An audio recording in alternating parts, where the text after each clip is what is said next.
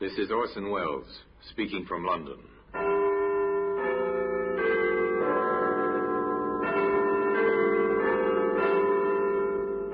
Here in the grim stone structure on the Thames, which houses Scotland Yard, is a warehouse full of souvenirs, where everyday objects, a skipping rope, a glass, an iron, a stepladder, all are touched by murder. You take this key. This was on the floor beside the body, sir. A door key. The kind that fits only one lock. But whose? Perhaps the murderer's, sir. Today, this key can be seen in the Black Museum.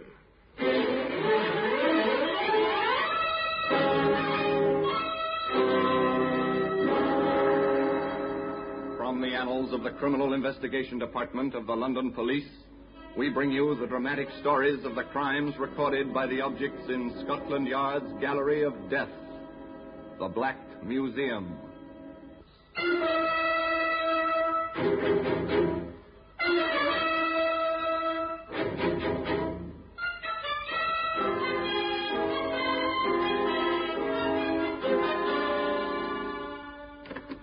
Well, here we are in the Black Museum, Scotland Yard's Museum of Murder.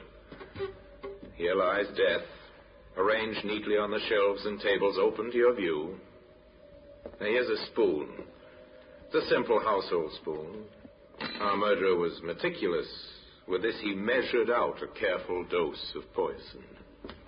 That oar up there on the wall, that was used by the stroke of a famous rowing aid at Henley. Later, it was used in anger, swung at a man who stood on the edge of a pier, stunning him.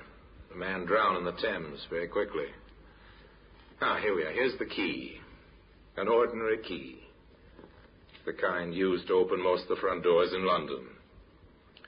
Once this key was in the pocket of a man who was waiting for another in his room at the Kingsley Arms Hotel in Surrey. Regan? Oh, I'm sorry. Excuse me, sir. I'll just turn the bed down. Certainly. I'm waiting for Mr. Regan. You don't happen to know what time he'll be back, do you? No, sir, but if you wait here, you're sure to catch him. Thanks, I will. I particularly want to see him. The conversation lapsed. The visitor sat down again. The maid completed her work and left, stealing a glance at the young man as she closed the door behind her. Night fell. Lights came on in the guest bedrooms. But in one room, the number on the door was 22. A man sat alone in the darkness, waiting. The night passed, and morning came. In the hotel, there were beds to be made, rooms to tidy.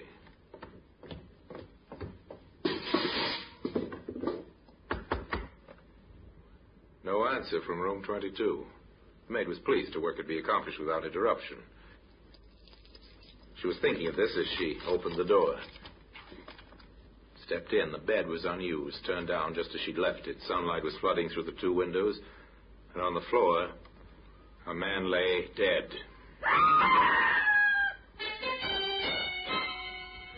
The manager called the police.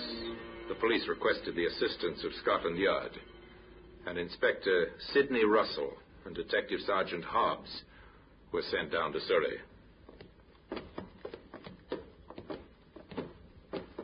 This is the room, sir. Number 22. Has anyone been in there since the maid found the body? No one, Inspector, except myself and the local police sergeant. On his orders, I kept the room locked. Good, ma'am. There you are. Thank you. I'll let you know when we need you, sir. The two detectives covered the room, and in their quick survey of the murder scene, they found several leads. His wallet, sir. Let's have a look at the identity card, Sergeant. There you are, sir. Name's Thomas Regan. What else you got there, Sergeant? Roll a note, sir. The killer either missed that or the motive wasn't robbery. Oh, I don't think it was robbery, sir. His watch is still on his wrist. Going? No, sir. It stopped at 7:25. That might have been the time the murder took place, though on the other hand, the watch might have run down this morning. He was shot through the head, sir. Surely somebody must have heard that. You would think so? Well, here's a shell I found on the carpet. .22.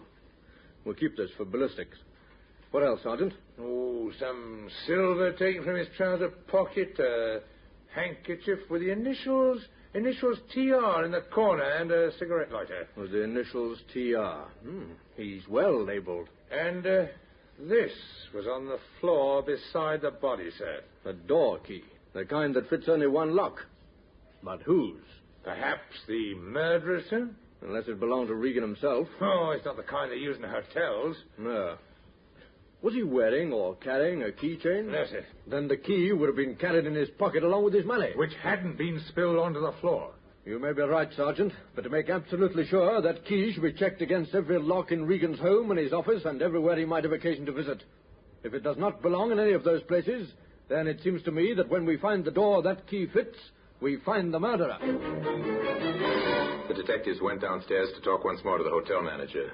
Inspector, this is a terrible business. Listen to those men in the bar. What about them? They're newspaper reporters. Oh, this is really dreadful. The notoriety, the reporters, the headlines. It'll ruin my business. It wasn't very nice for Mr. Regan, either. No, I suppose not. Poor devil.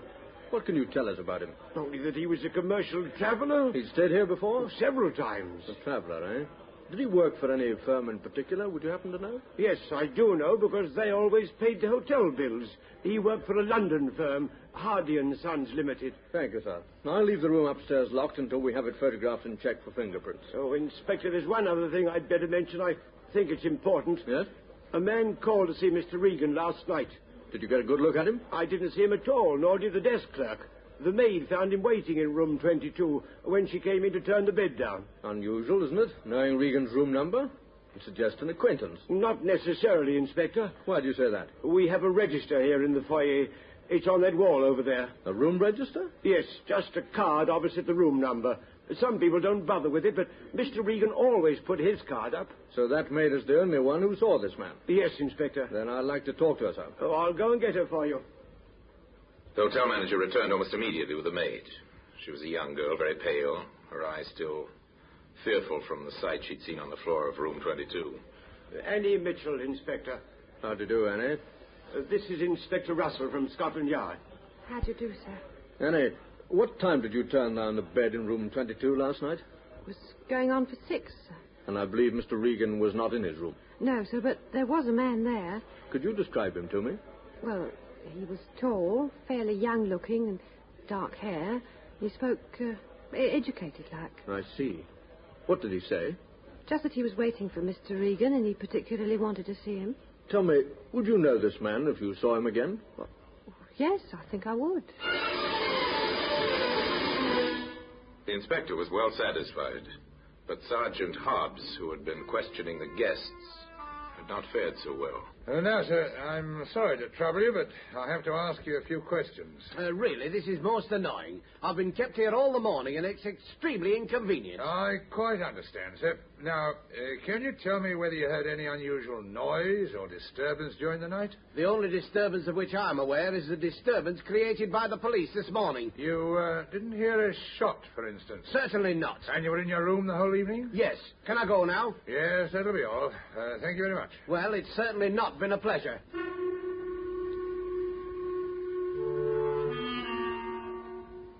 It seems nobody heard a shot last night, sir. Nobody at all. Not a single guest, even those occupying adjoining rooms. That's funny.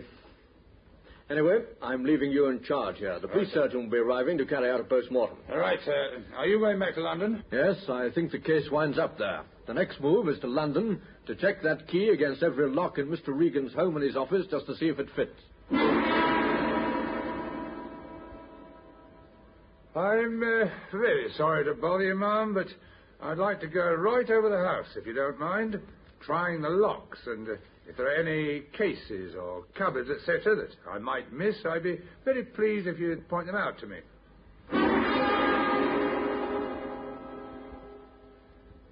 I've come along to see if you can help me, sir, in connection with Mr. Regan.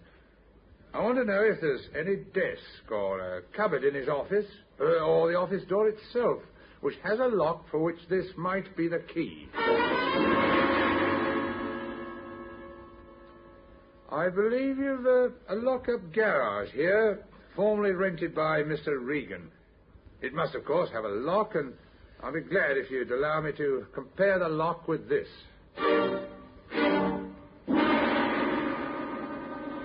No, sir. I've checked every conceivable place connected with Regan, and the answer's the same everywhere. The key does not belong. In that case, we have our answer.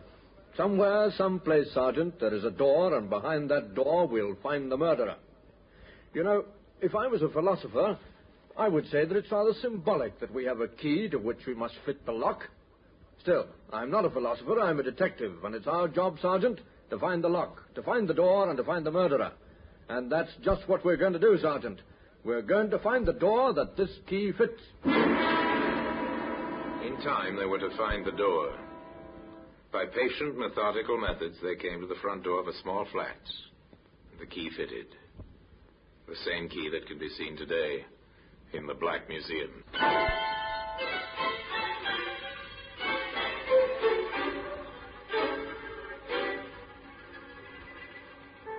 Inspector Russell went back to London, certain that the crime had motive, and that the motive would only be found by a search into the habits and associations of Thomas Regan. His first call was to the offices of Hardy & Sons, Limited, where he was speedily ushered into the presence of the reigning Mr. Hardy. Come in, Inspector. Sit down. Thank you, sir. Shocking business. Now, who could have wanted to kill poor Regan? That's what we're trying to find out. Of course. Shocking. One of our best travelers. What do you know of his personal life, Mr. Hardy? I may be able to help you there, Inspector. I believe in taking an interest in my employees. I've always encouraged them to bring their troubles to me. And Regan had troubles? Yes. He was a bachelor. Rather a gay one at times. I suspect he was having trouble over a woman. Yes? A married woman. She kept on ringing up to speak to him, and the thing spread in the office. He was rather embarrassed and slightly worried about it all. Do you happen to know the woman's name, Mr. Hardy?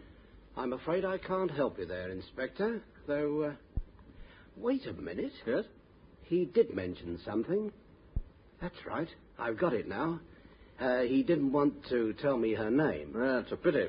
But in admitting she was married, he did tell me that her husband was a doctor on hospital duty. A doctor? Yes, and one other thing I recollect. He mentioned her first name. It was Lyndall. And I have information that the man we want to interview is young. That suggests a hospital intern. Yes, with a wife named Lyndall. Not very much to go on, Inspector. Well, it might be quite a help. He never told you, I suppose, whether it was a London hospital or not? He never said so, but I'm quite sure it would be. At least the wife lives in London. What makes you think that? Well, the number of telephone calls that woman made to Regan. Nobody could afford that many trunk line calls. So they began in London, St. Bartholomew's Hospital. An intern or a young doctor whose wife's name is Lyndall. The registrars of the big hospitals consulted their records, made special inquiries. St. Thomas's, Westminster, Guy's. Each one of them returned to shake his head. There are several hundred hospitals in the London area. Big general hospitals, small private nursing homes, special hospitals, children's hospitals, maternity, infectious, orthopedic hospitals. At the first 42, they drew a blank. Then, at the London Royal Hospital at last. A young intern whose wife's name's Lyndall. That's a funny one, Inspector. It's all the information we have, Doctor. It's useless to ask, I suppose, whether you might have this man on your staff. But we do have him. What? Well, at any rate, one of our interns has a wife named Lyndall, Dr. Bowen. Dr. Felix Bowen. I'll send for him, shall I? No, wait, Doctor. Could you give me some idea what this Dr. Bowen looks like? Yes, I think so. He's young, 31, I think. Quite tall, dark hair. Would you have his address here in your records, Doctor? Certainly. I'll get it for you, Inspector. Thank you. And shall I send for Dr. Bowen? No, I don't want to see him just now, and I don't want it known that any inquiries have been made about him. Very well. You can depend on me. Is he in some kind of trouble? Nothing to worry about just yet, sir. Now, if you'll get me that address... Patients had paid off. The 43rd Hospital. Now, to interview Lyndall Bowen. Inspector Russell went to the address he'd been given, a small flat in a good residential district. The lock on the door fascinated him. The urge to try out the key in his pocket was almost overwhelming. But instead, he knocked.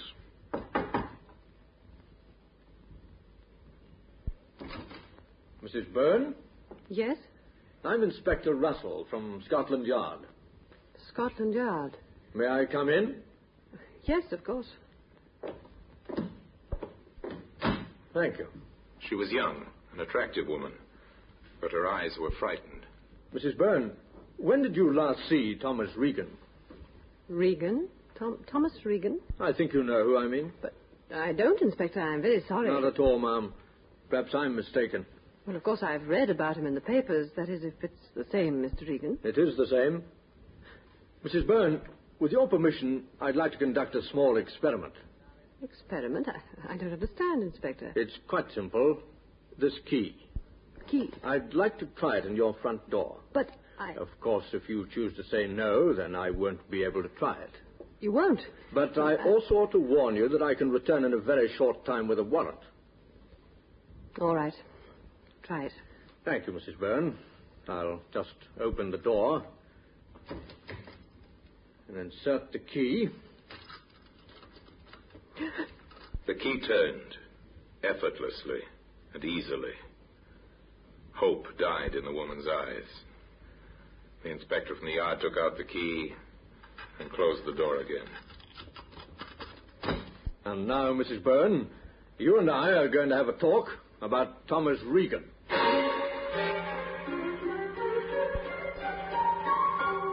That afternoon, several significant events took place. A gun was found beneath a pile of medical books. It was taken to Scotland Yard to the ballistics expert there. The gun checks, sir. That's a murder weapon, right enough. Little wonder nobody heard the shot in the hotel. It's fitted with a silencer. A silencer. Evidence of premeditation. Late that afternoon, the record of its purchase was uncovered. The second significant event. The gun was bought at a shop in the Soho district, sir. A second-hand shop 2 weeks ago. By whom, Sergeant? The description covers Dr. Felix Bowen. And the proprietor says he could recognize the man if he saw him again. We'll give him that chance. Come on. Where to, sir? The hospital. To pick up Bowen. The third event was Bowen's flight across London. Somehow, in some way, the doctor learned of the net that was closing about him and made a run for it. He was gone when the detectives reached the London Royal Hospital. They drove to his home, but he wasn't there.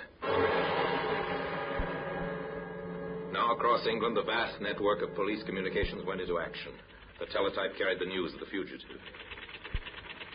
Central to all stations. General alarm for one Dr. Felix Byrne, age about 31, 6 feet tall, dark hair. Educated voice, quietly spoken. Wanted on suspicion of murder.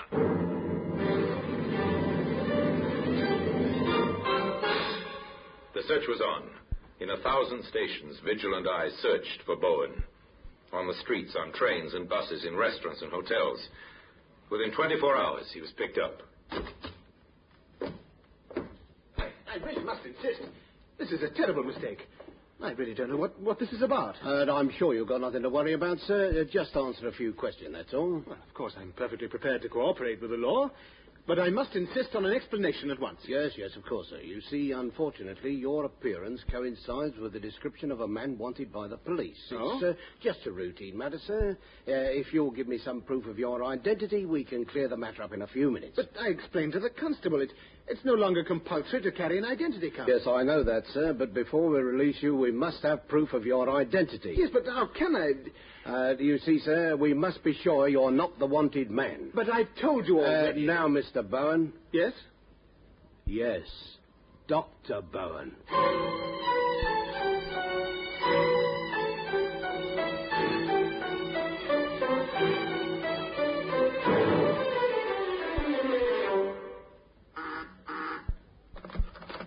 Inspector Russell? This is Sergeant Thompson, sir. Highgate. We've picked up a man who we believe is Dr. Felix Bowen. Hold him, Thompson. I'll be there in a matter of minutes.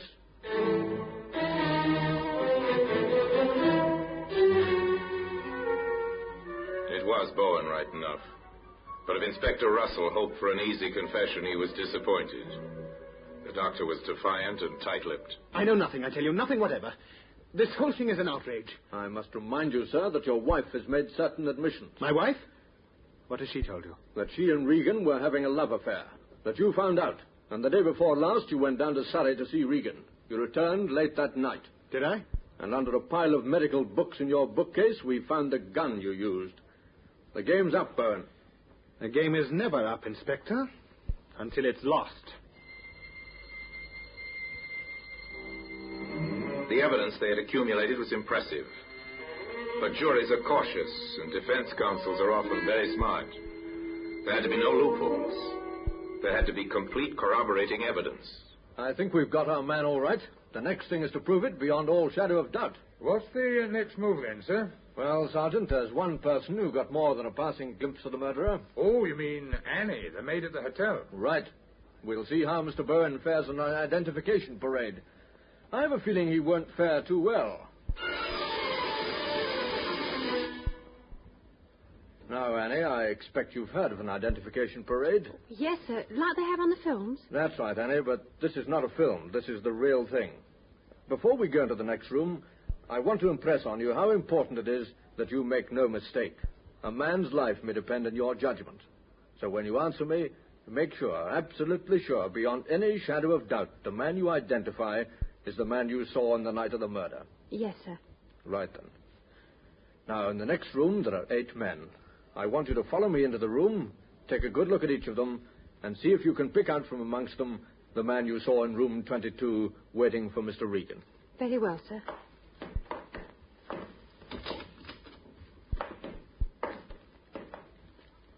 It's not the first gentleman. Nor the second. But this is the man, sir. That's a lie. Yes, and that's his voice. I'd know it anywhere. This is the man, Inspector.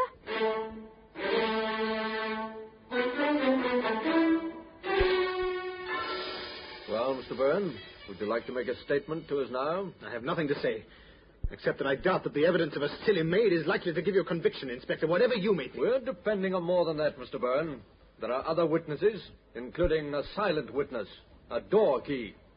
That was careless of you, Mr. Byrne. Very careless indeed. Bourne was identified also by the owner of the second-hand shop as being the man who had bought the gun some 2 weeks before. With that, the case was complete. A door key had helped to find a murderer, and that selfsame key can be seen today in the Black Museum. Bowen killed the man who had stolen the affections of his wife. His was not a clever crime. It was premeditated, without a doubt, but clumsily conceived. For the young doctor was no student of the art of murder. Yet he might have escaped justice had not a key fallen from his pocket. A key which ultimately brought the police to his front door. And now, until we meet next time in the same place, and I tell you another story about the Black Museum, I remain, as always, obediently yours.